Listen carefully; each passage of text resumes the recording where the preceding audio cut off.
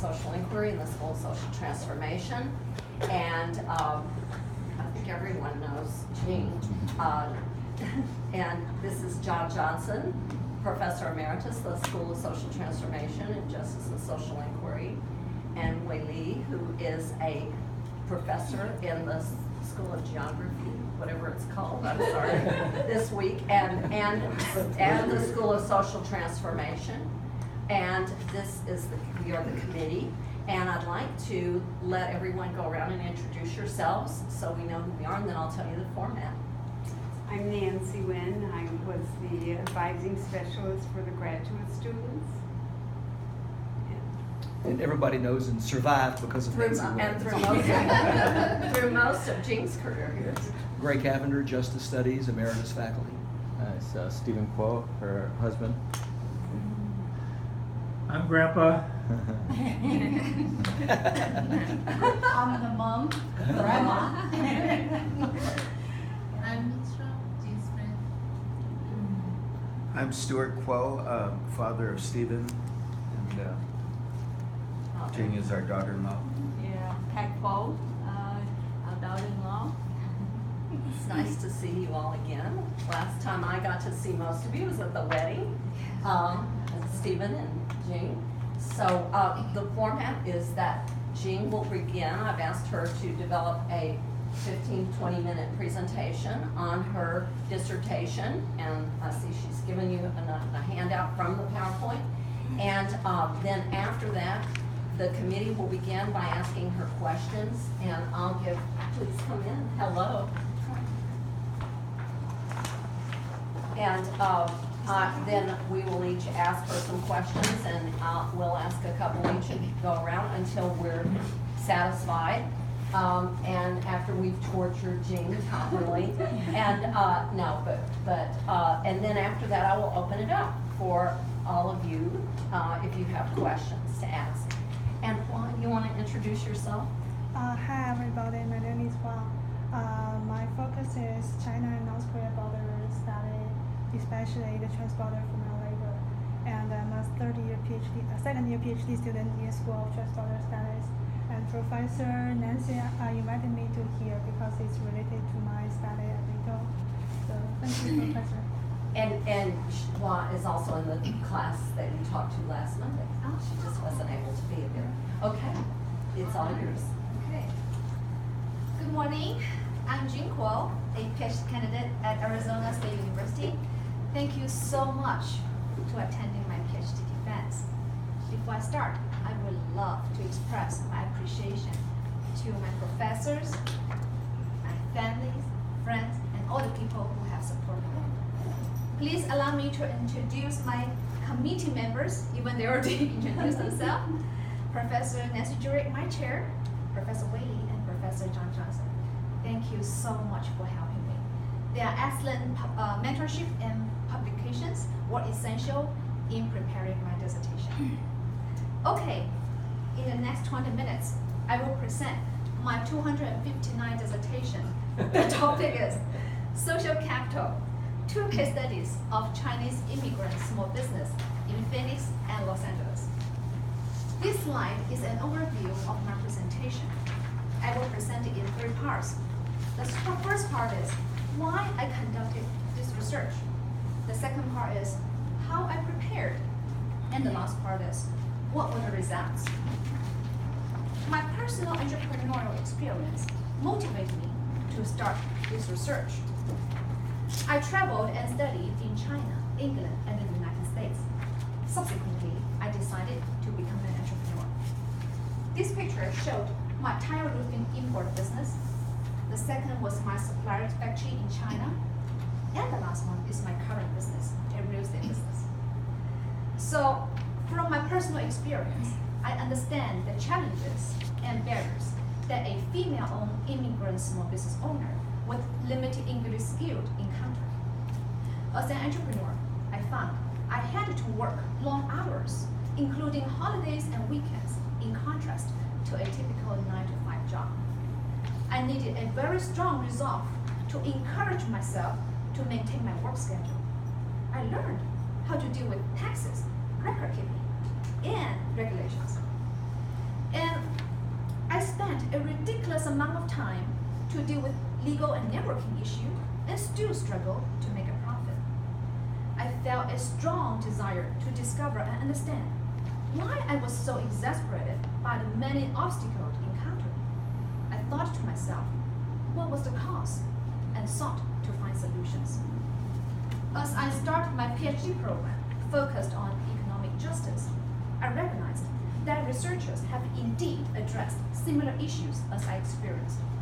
I felt well prepared to pursue my research on Chinese immigrant small business owners and the issues they faced. In my project, social capital is defined as the web of social relations possessed by an individual or developed within communities.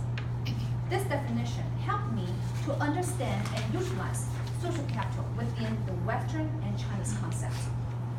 Based on social capital and immigrant entrepreneurship literature, my theoretical framework I used to guide this research is based on combining concepts of social capital, transnationalism, embeddedness, and intersectionality. I use transnationalism as a component to construct my theoretical framework. Transnational connections in this dissertation often refers to social connections between China and the US. Embeddedness is another important concept to study Chinese immigrant entrepreneurship. By understanding their social, political, market, and cultural environments, Chinese immigrant entrepreneurial activities are embedded in social and economic relations between China and the US.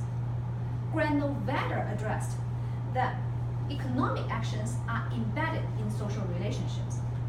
Kloosterman developed a mixed embeddedness model to identify the interplay and interaction of the macro level between the institutional framework of the host country, the meso level of market factors, and the micro level of individual resources obtained by the entrepreneur.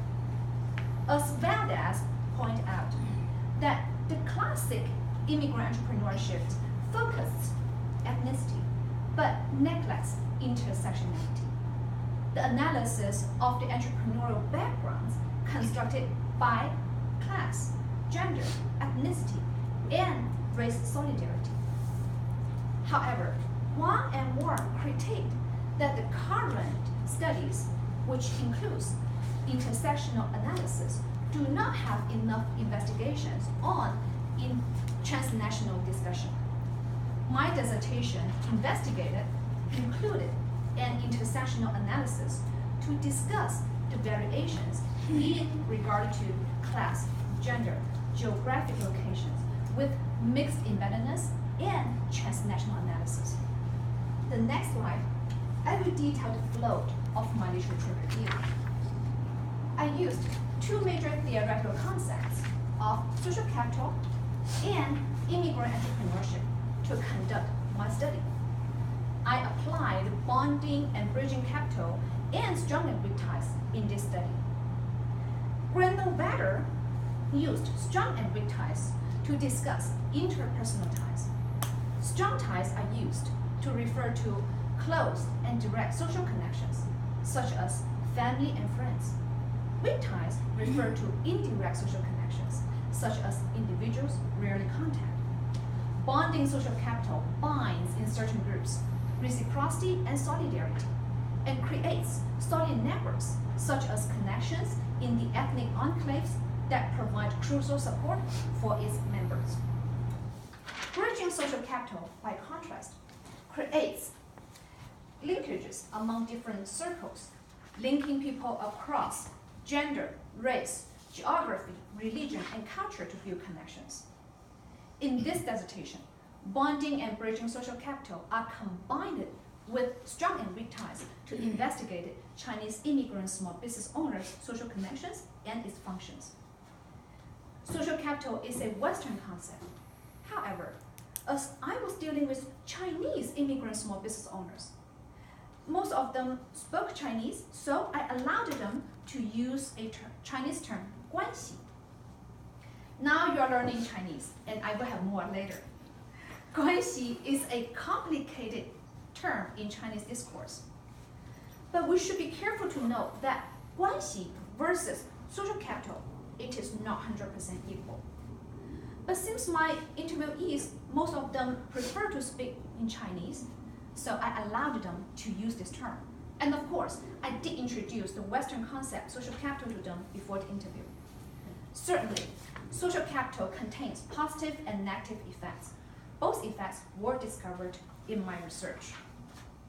I conducted 2 pilot studies in 2011. With my entrepreneurial experience and literature I studied, I kept asking myself 3 questions, which ultimately became my research questions. What barriers do immigrant small business owners encounter? What social connections provide help for immigrant small business owners to overcome those barriers? Or intensified their disadvantaged situations? How do social networks influence immigrant small business development?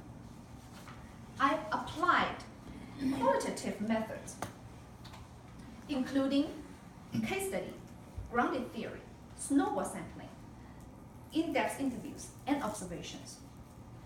Through my local Chinese community volunteering work and the social events, I developed my key informants. This picture showed my local community volunteering work over the past 9 years. Through my key informants, coupled with snowball sampling, I recruited my respondents. The next slides showed my demographic overviews. My respondents ranged from 31 to over 50 years old.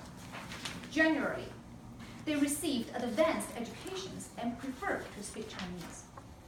Most of my Phoenix respondents were in the service business, while most of my LA respondents were in the professional fields. Now, I would like to share 2 interesting stories from my 2 case studies to personalize my findings. Fang, from the Phoenix case study, she came to the US with only $127 that her parents gave her. She studied in a local community college, but did not finish her education. She found a job in a local dairy company, and shortly thereafter, she married and became her husband's business partner in his family-owned restaurant. However, as the business was controlled by her husband's family, she had a limited influence. Consequently, she decided to develop another business and became a real estate agent. Like my other female respondents, Fang faced issues due to being female. For example, she experienced extreme jealousy from her male counterparts. When she was vice president of a Chinese community organization, she had to put in more effort and time than her male counterparts to reach the position of president. And besides being an entrepreneur, my female respondents needed to take care of their home and children. On the other hand, there was Shen from the LA case study. Shen benefited from having an affluent family background. His family owned several businesses and fully supported his study in the US. As Shen majored in computer science, he was able to do printing and design as his part-time job during college. After graduating, Shen followed his family's tradition and opened a printing shop. Shen also had a strong desire to devote himself to local political activities. Because of this, he kept his business small so that his wife could assist in managing the business without too much pressure. Based on these 2 case studies, there were several similarities and differences. The motivation of starting a business focused on 3 elements. First, to achieve financial freedom and autonomy rather than being an employee. Some respondents use the term being a big boss to describe this motivation. Secondly, their disadvantaged human capital in the local job market limited my respondents' career choices, so they chose to start their own business. The last similar and popular motivation was their social connections, especially their strong ties. When their family and friends are entrepreneurs, they were also motivated to start their own business. Social capital figured in all phases of business development. During the startup period, their social relationships contributed to startup funds, labor force, client bases, and suppliers. When their business developed, they received business information from their social connections, and they put such connections as part of their business strategies. The differences between the two case studies for business owners with less affluent background, their strong ties included families and friends, provided startup funds and labor force. The connections with local Chinese community helped them to build a customer base. For the respondents with affluent family background, strong ties from their family also allowed them to access financial resources and provide total support for their education and entrepreneurial skills. In this dissertation, affluent respondents refers to those individuals, their family are able to financially support their education and or provided startup funds, as well as giving them access to additional resources. In Phoenix, social capital was greatly undervalued. Only one respondent claimed that his social connections helped him to achieve his business goals. My respondents claimed they were the key factor for success or failure. They tended to use economic or social factors to measure the success. Economic factor is a little bit simple, such as making more money or expand their business size. Social factors were complicated. They tended to use their social capital to measure the success. For example, to obtain respect in the Chinese community or being a good man. For female entrepreneurs, this situation was more complicated. They had to use additional factors to judge themselves, such as being a good mom. The gender issue were more obvious in the Phoenix case studies.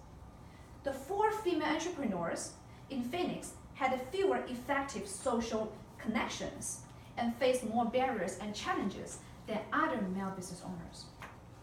The last significant differences between the 2 case studies was the usage of transnational ties.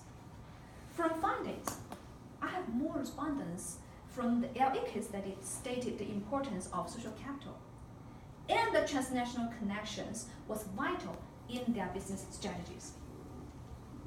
The most common dilemma that my respondents complained about are the cost of maintaining their social relationships and obtaining government capital.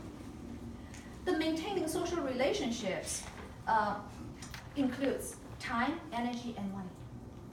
My respondents complained they had to pay for the local Chinese social events and offer business opportunities for other Chinese business.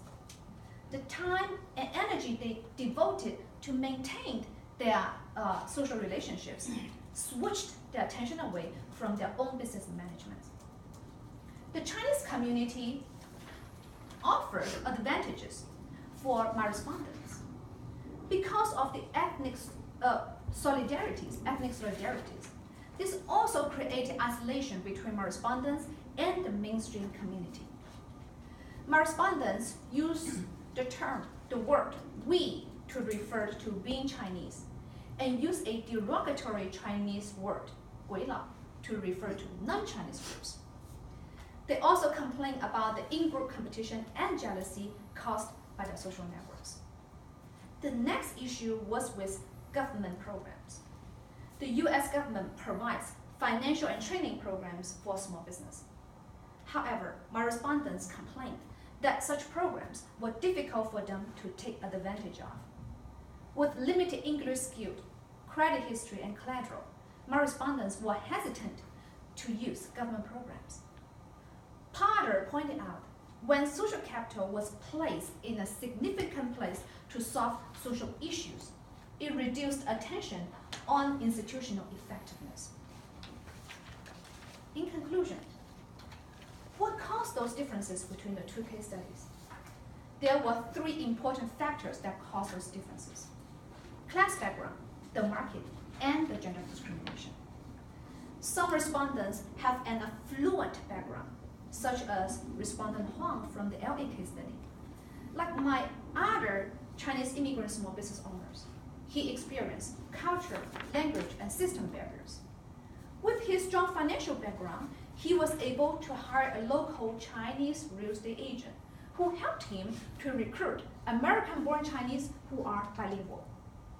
With the help from bilingual employees, Huang was able to start and develop his business. Another factor is the market. Phoenix is still a relatively new market for Chinese immigrant small business owners. The Chinese immigrant small business in Phoenix mostly concentrated in the service business, such as restaurant and food-related business. However, LA, with the deeper roots for Chinese immigrants and harbor access, the LA market provided Chinese immigrant small business owners more business opportunities.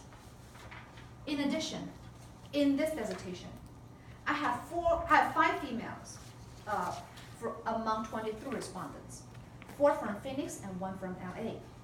Indeed, 3 of the 5 female respondents believed they possessed less social, economic, and human capital than their male counterparts. My finding reflects well-desk discussion on Latino entrepreneurs within the American society that the social, political, and cultural disadvantages caused my respondents to lower their social expectations within the discriminating market. My data revealed that social capital formed an important interaction among Chinese immigrants, their business progress, motivations, strategies, and success and failures. Social capital functioned accordingly throughout all stages of business development. And different types of business require different social capital for development. The findings also show a catch-22 situation. Individuals with an affluent background found that they had an advantage in the utilization of their social connections to access resources. In contrast, respondents with less resources found that they could not obtain financial resources because they had no money. However, once they accumulated money, then they found it was easier to receive financial investments. Subsequently, the data showed it takes money to make money. Transnational connections were a valuable source for Chinese immigrant small business. These connections allow Chinese immigrant entrepreneurs to utilize their special cultural capital, language, and know-how skill to find a niche market in China and America. The theoretical implication is important for looking at the intersectional dynamics and the degree of social capital and transnational ties.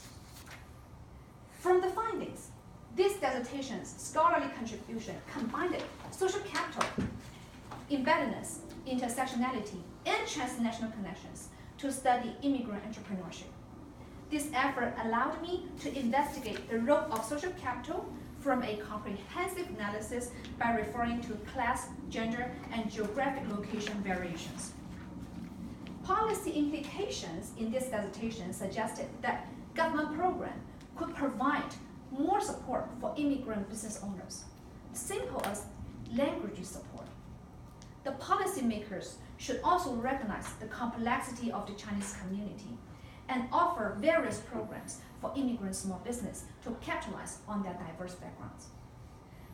As this dissertation focused on social capital, I feel additional study will be beneficial. To further understand transnational entrepreneurial social capital interactions, additional in-depth analysis of the positive and negative factors associated with transnational interactions would be valuable by adding research on investigation of business failures and survivors between China and America. This is my dissertation project about social capital and Chinese immigrant small business. Thank you for listening.